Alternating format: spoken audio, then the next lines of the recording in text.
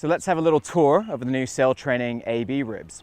These ones we built to be extremely robust and reliable with good turning circles. They won't be the fastest rib you drive, but they're going to be reliable every time you drive it. So starting at the front, we've got a nice little bow cleat here, good for tying off on the dock if you need to. Nav lights built in as standard. Hopefully we'll never need them. We've got an anchor locker up front here, which can fit a full-size anchor and plenty of warp. So if you get into trouble, you'll always have that as a backup. Built-in fuel tank underneath, so you don't have fuel tanks running around the deck.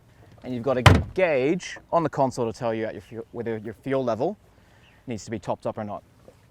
Moving back to the console area, it's quite a compact rib, which means everything should be in reach. Standard steering wheel, you've got your tachymeter over here, your controls for your nav lights and your bilge pump down here. Right-hand drive, as everyone's used to. Over here, we've got our capacity label. So one really important thing to remember is always check how many people you're allowed to have on your rib. Every single person on the rib must also have a life jacket on. If you are unsure, make sure you check the operating license, which must be on board as well. With this, make sure you carry your PVOL and your ID card in case you do get stopped by the Marine Police. This isn't a smokestack, this is our oversized towing pole. This should have the strength to tow up to about a 40-foot yacht, so you're in good hands here. Each boat will have a dedicated tow line built in. So if you're doing race management or safety boat, you should always be able to get a boat on tow with ease without having to move around too much.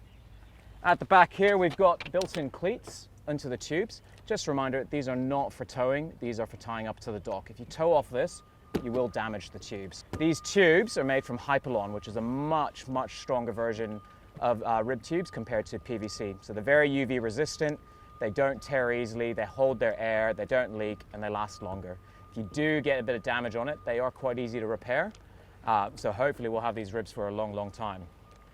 All the cabling is internal, so it means we have a very nice clean deck for you to work in. There's a little bit more space here than you first think. You can store plenty of items down the back here.